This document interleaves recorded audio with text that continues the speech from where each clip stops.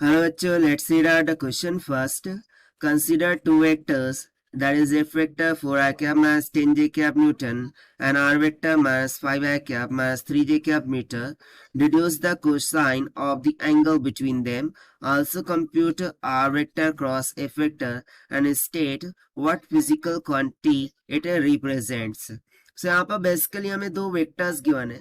एक तो दे रखा है फोर्स वेक्टर जो कि है 4i cap minus of 10j cap of Newton के बराबर, और दूसरा एक वेक्टर दे रखा है आर वेक्टर जो कि है -5i cap minus of 3j cap of metre के बराबर. और हमें सिंपली बताना है कि कोसाइन एंगल क्या होगा इन दो वेक्टर के बिटवीन में. साथ साथ हमें कंप्यूट करना है r vector cross f vector और स्टेट करना है कि कौन सी फिजिकल क्वांटिटी ये रिप्रेजेंट करता है.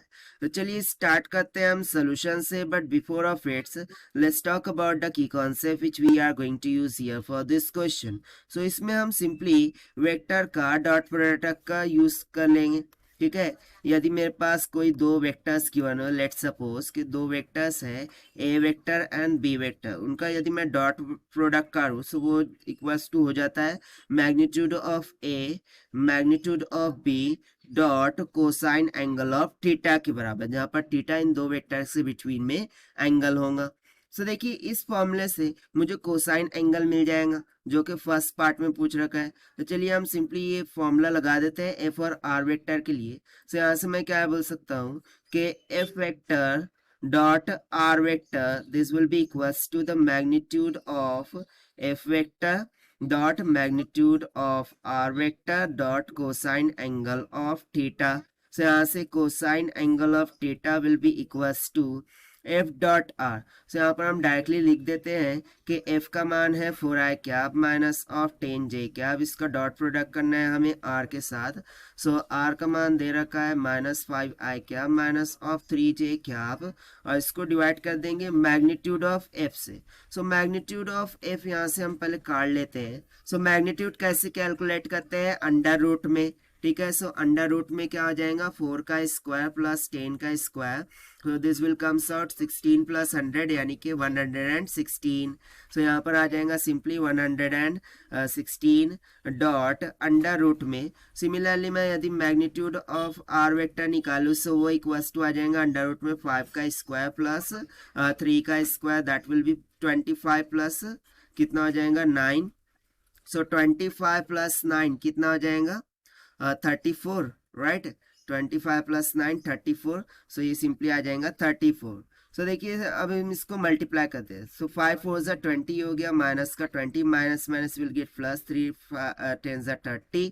डिवाइडेड में हो जाएगा अंडर रूट में 116 मल्टीप्लाई बाय 34. सो देखिए ऊपर तो निकल के आ गया plus 10 divided by under root में 116 मल्टीप्लाई बाय 34. तो जब इसको सॉल्व करेंगे सो नियर अबाउट निकल के आ जाएगा 0.16 के इक्वल. ठीक है, नियर अबाउट. सो यहाँ से देखिए मुझे कोसाइन एंगल ऑफ थीटा का मान कितना निकल के आ गया 0.16 के इक्वल. सो ये तो हो गया हमारा फर्स्ट पार्ट के लिए आंसर.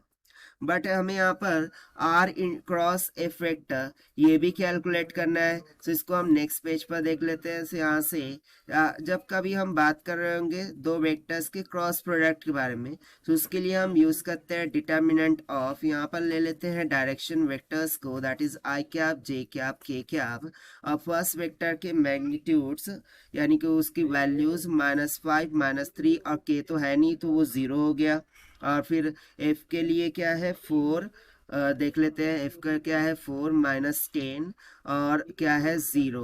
सो देखिए यदि मैं i और j को कंसिडर करूँ तो 0 0 0 ही हो जाएगा. सो यहाँ पर आ जाएगा 0 i cap minus of 0 j cap.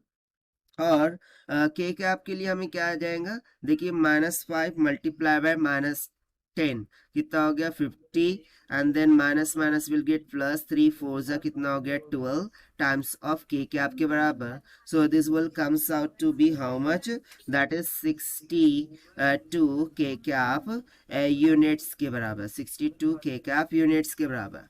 Now if you remember that कि जो भी पोजीशन वेक्टर्स होता था जब हम उसे फोर्स वेक्टर से मल्टीप्लाई करते थे सो हमें जो क्वांटिटी मिलती थी वो क्या मिलती थी टॉर्क मिलता था। सो बेसिकली यहाँ पर हम बोल सकते हैं कि ये जो क्वांटिटी मिली है वो क्या मिली है, हमें टॉर्क मिला है।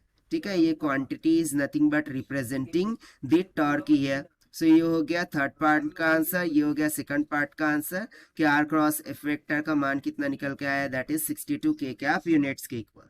So this is what all about this question which we have solved by using the concept of dot product of two vectors.